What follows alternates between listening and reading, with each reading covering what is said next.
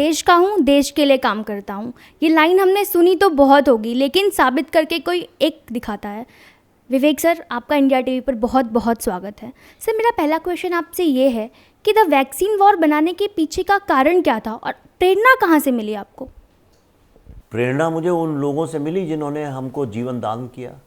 हम लोग मार्च के महीने में हमें लग रहा था हम सब मर जाएंगे, लेकिन उसके 7-8 महीने बाद अगर देखिए जनवरी में जब रोल आउट हुई वैक्सीन, तो हमें एक तरह से ज़िंदगी मिली, उससे कोविड से लड़ने का एक मौका मिला और हमने अपनी ज़िंदगी फिर से चालू कर दी और आज खुशी खुशी हम सब एक दूसरे के साथ ज़िंदा हैं। तो वो लोग जो पीछे काम कर रहे थे, जो वैज्ञानिक, जो साइंटिस्ट पीछे काम कर रहे थे, मुझे ऐसा लगा कि उनका जो त्याग और तपस्या है, उनकी जो देश के लिए एक भावना है और 130 करोड़ लोगों की जान बचाने का जो कर्तव्य और धर्म उनका जो उन्होंने पालन किया है, उसकी जो ये एक विजय गाथा है, ये दुनिया को बतानी चाहिए।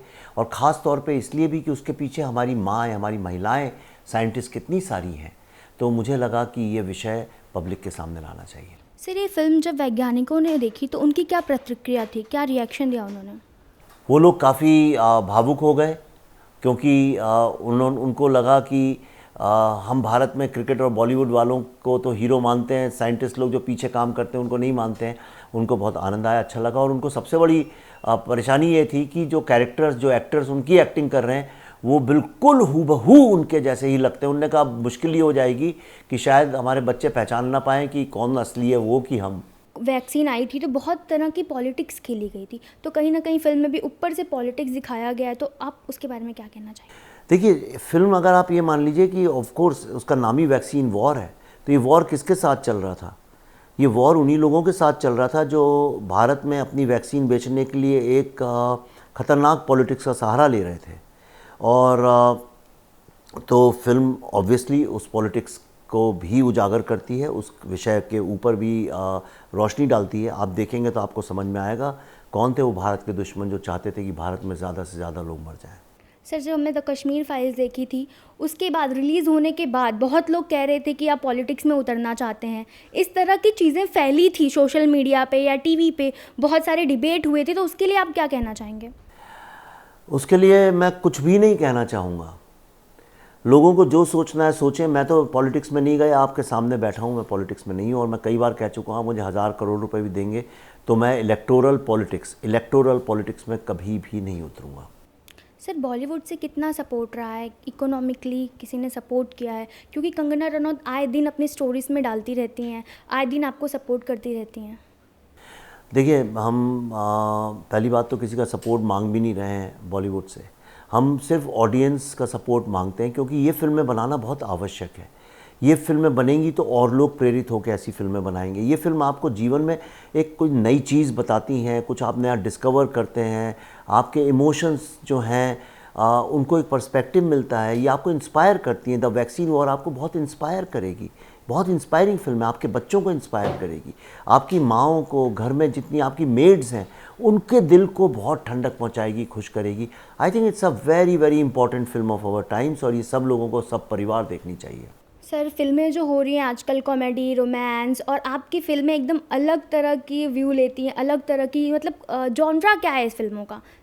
मुझे भी नहीं पता, मैं खुद ढूंढ रहा हूँ। पर अगर आप इनको बोल सकती हैं इन्वेस्टिगेटिव सिनेमा, इन्वेस्टिगेटिव जॉनरा इसका इन्वेस्टिगेशन, रिसर्चिंग, राइट? या रिसर्च एंड इन्वेस्टिगेशन। सर, इतने सालों के बाद महिला आरक्षण बिल पास हुआ और आपने फिल्म में पहले ही दिखा दिया कि 70% महिला आरक्षण बिल, तो कैसे, आपने क्या सोचा? नहीं, इसमें कोई कॉन्स्पिरेसी नहीं है यार, बिल्कुल कोई लेना देना नहीं है इसका। कई बार ऐसा होता है, हमारे यहाँ माना जाता है हिंदू सिविलाइजेशन में कि अगर आपकी नीयत अच्छी है, आपके इरादे अच्छे हैं, आप नेक काम के लिए बाहर निकले तो सितारे अपने आप कुछ ऐसे जमघट हो जाता है सितारों का कि वो आपके लिए रास्ता बना देते हैं। सर, पहले जब द कश्मीर फाइल्स आई थी तो फर्स्ट डे फर्स्ट शो हमने देखा था, क्योंकि हम स्कूल कॉलेजेस के सारे बच्चे फर्स्ट डे फर्स्ट शो देखने गए थे, तो बीच में ही एकदम लड़ाई झगड़ा, थिएटर पे लोग फेंक रहे थे पता नहीं क्या क्या, कंकड़ पत्थर। तो सर, इतने मेहनत के बाद, इतनी सारी परेशानियां आई, उसके बाद द कश्मीर वॉर लाना कितना डिफ़िकल्ट रहा? किस प्रकार की चुनौतियों का सामना आपको करना पड़ा? अब चुनौतियां तो देखो, ज़िंदगी का ही दूसरा नाम है ओके। और चुनौतियों का सामना करने वाले को ही खिलाड़ी बोलते हैं। आप तो सुना होगा फिल्मी डायलॉग, पता ऐसे ही कुछ था, मुझे याद नहीं पर चुनौतियों का मुझे कोई ऐसा वो नहीं है। अब मुझे हर चीज़ चैलेंज है, लेकिन उसके आगे निकल, देखिए मैं एक फितूर वाला आदमी हूँ, मैं बिल्कुल पागल आदमी हूँ। मेरे को सिर्फ एक ही चीज़ दिखती है, हमारी फिल्म में एक डायलॉग है कि अर्जुन की तरह सिर्फ मछली की आंख दिखनी चाहिए, और मेरे जीवन का एक ही है, मुझे अर्जुन की तरह से मछली की आंख दिखती है। अब ये फिल्म हो गई है, ये फिल्म लोगों तक पहुँच गई है, अब मेरे को अब मछली की आंख सिर्फ दिल्ली फाइल दिख रही है, मैं दिल्ली फाइल्स के पीछे लग जाऊँगा, उसके बाद अगला चला जाऊँगा। इसलिए मैं ज़्यादा चिंता नहीं करता कौन क्या कह रहा है, क्या कर रहा है, क्या बोल रहा है, क्या मार रहा है। अगर कोई सामने आके खड़ा होता है तो उसे अपने रास्ते से हटाना भी जानता हूँ। सर नेगेटिविटी का सामना कैसे करते हैं जो सोशल मीडिया पे आजकल फैल ही रही है? फैल नहीं रही है, वो नेगेटिविटी पे ही बेस्ड है सोशल मीडिया।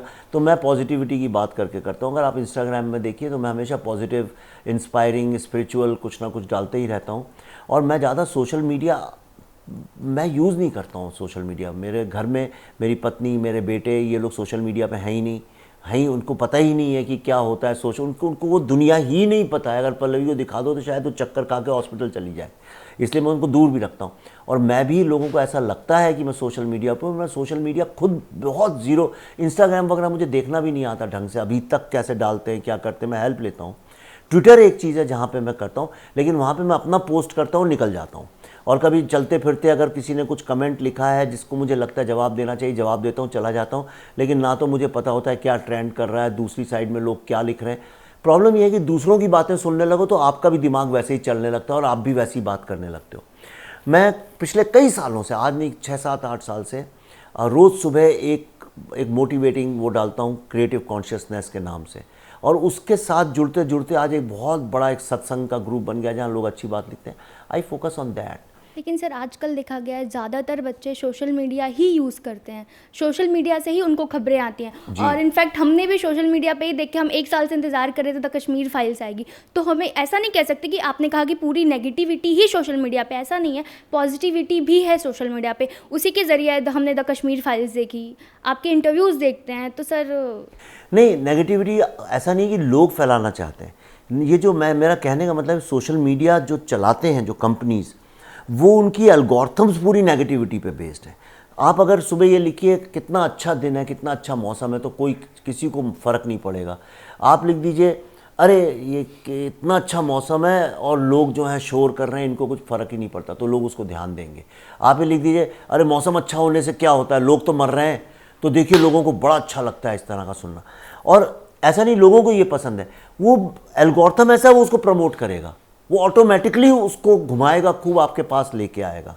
तो नेगेटिविटी पे बेस्ड एल्गोरिथम है, इसलिए लोग वही बात सुन सुन के कई बार नेगेटिव हो जाते हैं। लेकिन मैंने ये देखा है कि रियल लाइफ में लोगों से मिलो तो लोग ऐसे नहीं हैं। रियल लाइफ में लोग बहुत अच्छे हैं। ये वहाँ पे, क्योंकि सब लोग को एक पोस्चरिंग करनी पड़ती है, लाइक्स का खेल है, कंपटीशन बन गई है सोशल मीडिया एक तरह की। कई लोग डिप्रेस हो जाते हैं अगर उनको वैलिडेशन नहीं मिले तो। मैं अमेरिका में था, इतना वहाँ प्रॉब्लम बन गया उस देश के अंदर, social media led depression, anxiety और स्ट्रेस। तो थोड़ा उसको मेरे ख्याल से इतना ज़्यादा उसमें उसे देखना चाहिए, पर उसी को जीवन नहीं मान लेना चाहिए। मुझे पता है कि वो जीवन का एक छोटा हिस्सा है, पर वही जीवन नहीं है। जैसे आप कभी घर से बाहर निकले, आपने पकोड़े खा लिए, समोसा खा लिया, स्ट्रीट फूड खा लिया जो बहुत हेल्दी नहीं है, लेकिन उसी को आप भोजन मान लें और कहें कि यही खाना है आज से मेरे जीवन का, वो गलत है। जंक फूड खाओ, कभी कभी खाओ, लेकिन उसको मान लो नरिशमेंट, वो गलत है। सर आपने सोशल मीडिया की परिभाषा तो बहुत अच्छे से बता दी हमें, लेकिन आगे भी हम आपको इसी तरह की जॉनर की फिल्में करते हुए देखेंगे? बिल्कुल। मैं सोशो पॉलिटिकल इन्वेस्टिगेटिव फिल्म्स बनाता हूँ, और वही मुझे सबसे अच्छे में समझ में भी आता है। मेरे से आप बोलिए कॉमेडी रोमांस बनाओ, मैं उसमें इतना अच्छा नहीं हूँ, I am not good at it. लेकिन सर कभी अच्छी स्क्रिप्ट आए और आप सोचे कि नहीं इस पे करनी है? बिल्कुल। आप ये देखिए वैक्सीन वॉर रिलेशनशिप की ही तो फिल्म है। आप भूल जाइए वो लैब के अंदर ये रिश्ते, आप समझ लीजिए वो घर है, नाना पाटेकर उनके पिताजी हैं और बाकी घर में और 8-10 बच्चे हैं, पत्नी हैं, और उनसे काम करा रहे हैं ऐसे कोड़े मार मार के, और आखिर में फ़ायदा होता है। तो आप सर हमने ये भी सुना था कि नाना पाटेकर को मनाने में थोड़ा आपको प्रॉब्लम हुई। नाना पाटेकर को मनाने में प्रॉब्लम होनी चाहिए थी, पर हुई नहीं जैसा मैं सोच के गया था। सबने कहा था वो तो काम ही नहीं करते किसी के साथ और वो तो बहुत गुस्सा हो जाते हैं और बड़े अलग टाइप के आदमी हैं। लेकिन नाना पाटेकर बच्चे की तरह हैं, उनको ना इतना पैशन है अपने काम को लेके, एक्टिंग को लेके, उस आदमी को पागलपन है, पैशन है एकदम। वो अपनी ही एक्टिंग नहीं, आसपास के जितने लोग हैं उनकी एक्टिंग बेस्ट से बेस्ट हो इसकी कोशिश करते हैं वो। इस फिल्म में जब मैं उनसे मिला था तो मुझे लोगों ने बोला था कि बहुत घुसते हैं, पर उन्होंने मुझसे बोला देखो विवेक, मैं तो बायोसाइंस समझता नहीं हूँ, तुमने इतना रिसर्च किया है तो तू मेरी उंगली पकड़ के चला, तू जो बोलता जाएगा मैं करता जाऊँगा। And he surrendered himself fully. मैं इससे अच्छा लाइफ में कोई एक्सपीरियंस नहीं रहा मेरे लिए नाना के साथ काम करने के बाद। सर, इस तरह की फ़िल्मों का इंतज़ार हम हमेशा करते रहेंगे। थैंक यू सो मच हमसे बात करने के लिए। Thank you sir. Thank you very much.